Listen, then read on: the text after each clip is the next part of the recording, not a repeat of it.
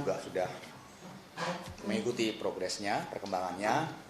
Jadi kemarin saya sudah sampaikan bahwa dari lebih dari 20 personil yang diperiksa, yang dimintai keterangan, baik itu terduga pelaku maupun saksi ya, yang ada di TKP atau yang mengetahui kejadian tersebut. Lalu dari hasil pemeriksaan awal itu, lebih dari 20 personil itu, saya sudah menyampaikan beberapa hari yang lalu kemarin bahwa sudah ada update kemarin itu 4 prajurit menjadi tersangka. Dan keempat orang ini kemarin sudah saya sampaikan dilaksanakan penahanan di Subdenpon 91 di ND, gitu ya, di ND.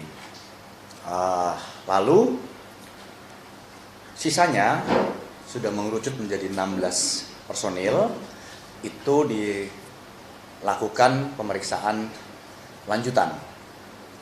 Pemeriksaan lanjutan secara intensif, secara mendalam.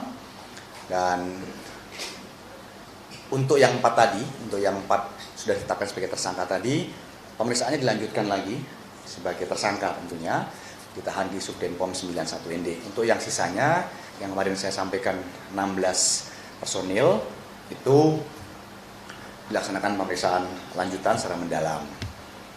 Dan hari ini saya sampaikan bahwa ke-16 personil yang kemarin dilanjutkan pemeriksaannya secara mendalam itu sudah juga ditetapkan sebagai tersangka. Sehingga total sekarang ada 20 orang personil prajurit yang ditetapkan sebagai tersangka. Untuk yang 4 orang ditetapkan sebagai tersangka awal itu sudah dipindahkan penahanannya di Denpom Kupang. Untuk yang 16 orang menyusul ini karena baru selesai pemeriksaan di Subdenpom 91 ND, posisi masih ada di ND. Nanti untuk lanjutannya saya akan berkomunikasi lagi dengan jajaran penyidik dari Polisi Militer Kodam 9 Udayana untuk melihat perkembangannya. Tentu kalau sudah ditetapkan sebagai tersangka, 16 orang prajurit ini juga akan dilaksanakan penahanan. Dan saya sampaikan di sini, selesai ini pemeriksaan akan dilanjutkan sama dengan yang 4 orang ditetapkan awal sebagai tersangka. Pemeriksaan semuanya akan dilanjutkan pemeriksaan lanjutan sebagai tersangka setelah sebelumnya pemeriksaan dilaksanakan sebagai terduga, saksi atau yang ada di sekitar tempat kejadian perkara. Nanti dari situ akan bisa diketahui peran dari masing-masing personel ini, dari yang sudah ditetapkan sebagai tersangka ini nanti akan bisa diketahui perannya masing-masing apa, sehingga nanti bisa diterapkan pasal untuk orang per orang. Jadi tentu tidak akan sama pasal yang akan diterapkan, di mana nanti ancaman hukumannya juga mengikuti pasal yang diterapkan tersebut tidak akan sama antara orang per orang. Semua akan dilihat sesuai dengan hasil pemeriksaan nanti perannya, porsinya, ya, bagaimana di dalam kejadian ini. Dan beberapa pasal yang sudah disiapkan, saya komunikasi dengan penyidik, itu ada pasal 170 KUHP itu ya, yang berkaitan dengan terang-terangan menggunakan tenaga kekerasan pada orang lain. Itu ada pasal 351 ya, yang berkaitan dengan penganiayaan. Ada juga pasal 354 yang sengaja melukai orang lain ya, berakibat pada kematian. Ada pasal 131 yang seorang militer yang dalam dinas dengan sengaja memukul rekan atau bawahan, itu ada sanksinya. Lalu pada pasal 132 yaitu militer, dalam hal ini senior atasan yang mengizinkan atau memberikan kesempatan kepada personel militer lainnya untuk melakukan tindak kekerasan kepada personel militer yang lain, itu juga dikenakan sanksi.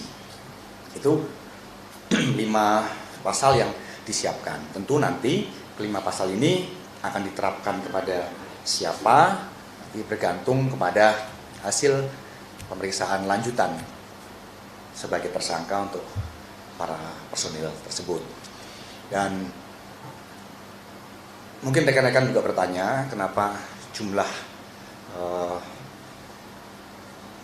personil yang ditetapkan sebagai tersangka cukup banyak, gitu ya, karena memang kejadian tidak berlaku pada satu hari.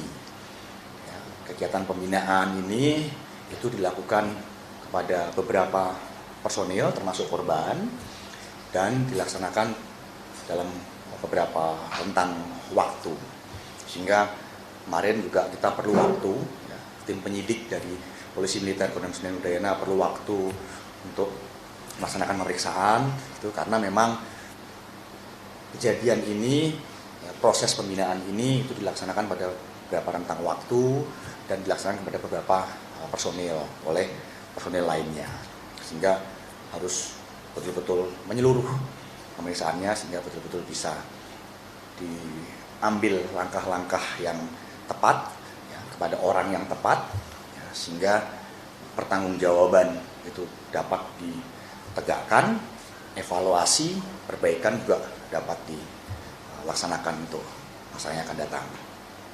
Dan untuk itu selesai ini saya mohon waktu kepada rekan-rekan media sekalian dan juga kepada warga masyarakat bahwa pemeriksaan para tersangka ini tentu tidak mudah. Tidak mudah itu artinya kita perlu waktu sehingga betul-betul bisa mengetahui peran orang per orang, porsinya masing-masing sehingga keadilan bisa ditegakkan, tapi pertanggungjawaban juga bisa dilaksanakan. Sehingga nanti siapa, perannya apa, pasal yang diterapkan apa itu betul-betul tepat. Ya, sehingga nanti saya akan sampaikan dari rekan-rekan sekalian untuk perkembangannya. Karena setelah tahapannya kan setelah selesai nanti pemeriksaan para tersangka ini sudah bisa diketahui peran dan porsinya, diterapkan pasal untuk orang per orang, lalu dilaksanakan gelar perkara. Setelah dilaksanakan gelar perkara, itu akan ada pelimpahan kepada auditor militer untuk siap dilaksanakan persidangan di pengadilan militer. Itu tahapannya. Ya, sehingga sekali lagi setelah ini berikan waktu kepada kami jajaran Angkatan Darat khususnya dari Polisi Militer Kodam 9 Udayana untuk melaksanakan pemeriksaan para tersangka, ya, supaya semua bisa berjalan dengan baik, ya. Nanti perkembangannya akan kita sampaikan. Siapa, dikenakan pasal apa, ya, ancamannya apa, lalu kita akan informasikan juga pada saat ada gelar perkara, ya, termasuk nanti ada pelimpahan juga akan kita sampaikan kepada masyarakat. Kita akan terbuka, transparan.